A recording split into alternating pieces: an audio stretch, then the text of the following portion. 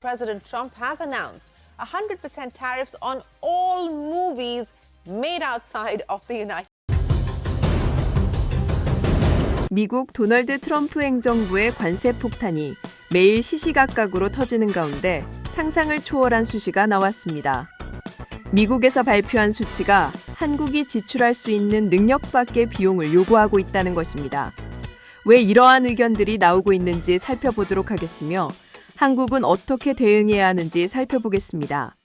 우선 미국이 최근 발표한 각종 관세는 주변국들을 기가 막히게 하는 상황이 등장하고 있습니다. 이번에는 미국 외에서 제작된 영화에 대해 100%의 관세를 부과하겠다는 겁니다. 이제는 영화에도 관세를 물린다는 계획입니다. 영화는 미국 내에서만 제작되어야 한다. 이게 트럼프의 주장입니다.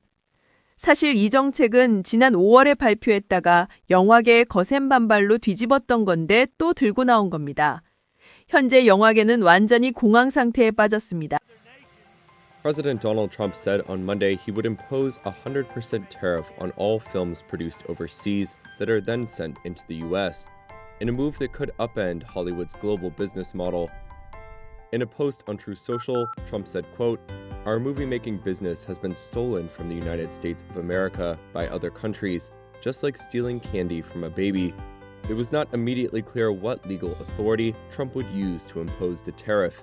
The White House did not immediately respond to a Reuters request for comment on how the tariffs would be implemented. Several top U.S. studios also did not immediately respond to requests for comment. The president had first floated the idea of a movie tariff in May, but offered few details. That left entertainment executives unsure whether it would apply to specific countries or all imports.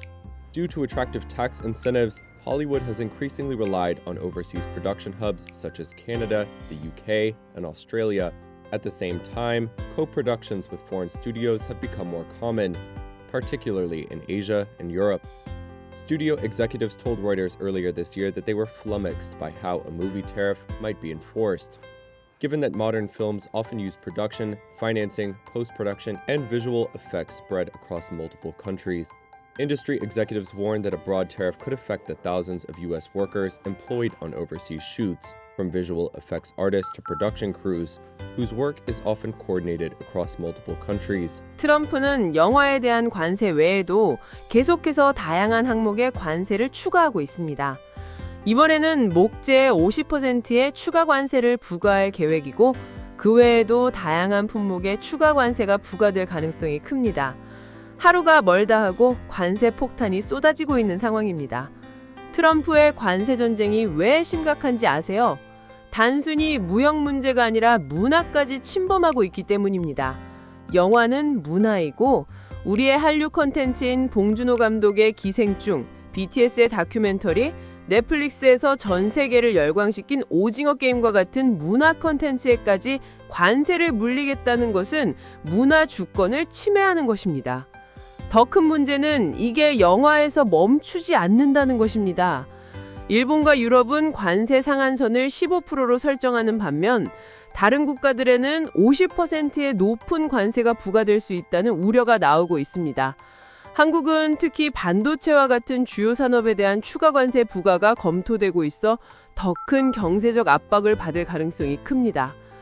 우리나라 상황이 얼마나 심각한지 아세요? 내란 청산과 사법개혁은 물론 트럼프의 관세 정책과 이민 정책에도 동시에 대응해야 하는 초유의 난관에 봉착해 있습니다. 이는 현 정부만의 문제가 아니라 온 국민이 함께 해결해야 할 문제입니다. 많은 분들이 우리도 일본처럼 빨리 협상 마무리하면 안 돼요. 왜 이렇게 시간을 끄는 거예요? 라고 묻습니다. 하지만 이유가 있습니다. 그것도 매우 심각한 이유가 있습니다. 우리 전문가들이 일본이 서명한 협정서를 꼼꼼히 분석한 결과 정말 말도 안 되는 독서 조항들이 숨어 있었습니다. 처음엔 관세를 25에서 15%로 낮춰줬네.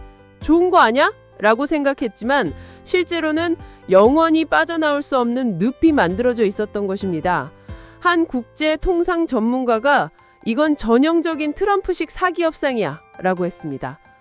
트럼프의 협상 전술은 항상 똑같습니다. 먼저 엄청나게 높게 불러요. 그러다가 자, 내가 특별히 깎아줄게 하면서 조금 낮춰줍니다. 그럼 상대는 그래도 처음보단 낫네 라는 착각에 빠지게 됩니다. 그런데 진짜 문제는 계약서 구석구석 숨겨진 조항들입니다. 이제부터 독소 조항을 하나씩 파헤쳐 볼까요? 첫 번째 독소 조항은 투자처와 공급업체를 거의 전적으로 미국이 최종적으로 정할 수 있다는 것입니다. 한국이 3,500달러를 내놓지만 그 돈을 어디에 쓸지는 미국이 결정한다는 것입니다. 자기가 낸 돈에 대해 어디에 투자할지 결정할 권리조차 없다는 것입니다. 알래스카 가스전 개발처럼 위험한 투자를 하고 그 성공 여부는 한국이 아니라 미국이 이익을 챙깁니다. 실패하면 한국만 손해보는 구조입니다. 두 번째 독소 조항은 수익 배분 구조입니다. 원금 회수 전에는 미국과 한국이 5대5로 수익을 나누고 이후에는 9대1로 나누겠다는 것입니다. 애초에 한 푼도 안 낸 미국이 원금 회수 전 50%를 가져가고 이후에는 투자 수익의 90%를 가져간다는 것입니다. 더 황당한 것은 한국이 약속한 3,500달러를 다 채우지 못해도 수익이 나면 그 수익은 한국에게 가지 않고 먼저 미납금부터 채워야 한다는 것입니다. 세 번째 독소 조항은 한국의 3,500달러 투자가 선불이라는 것입니다. 현금으로 먼저 내놓으라는 것입니다. 심각한 문제는 올해 7월 말 한국의 외환 보유액이 4,113억 달러인데 3,500달러를 현금으로 준다면 외환 보유고의 약 85%를 잃게 된다는 것입니다.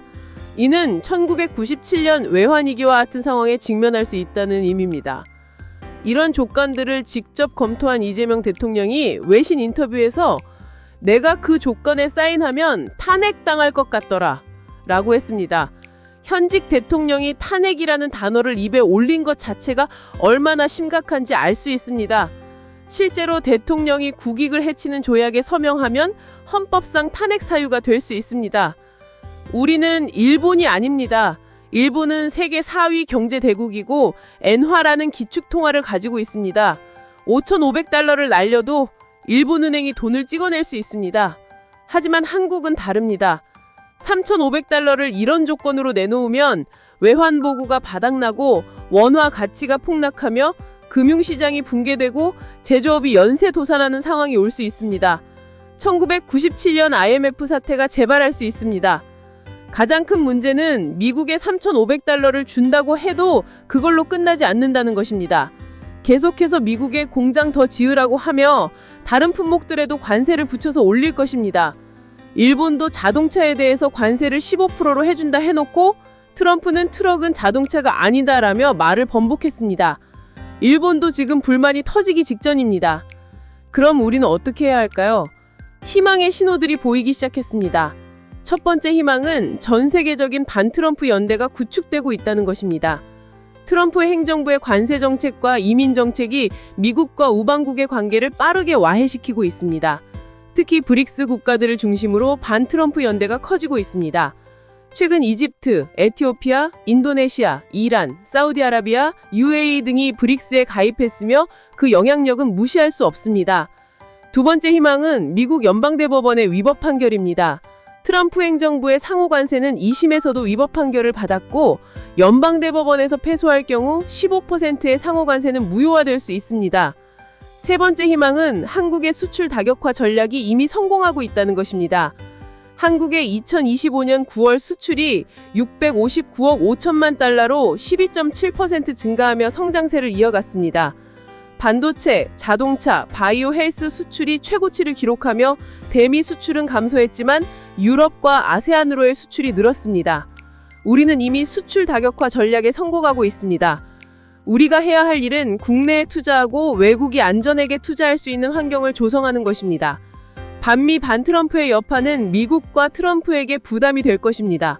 우리는 이제 자국의 이익에 마이너스인 한미 협상에 성급히 응할 필요는 없습니다.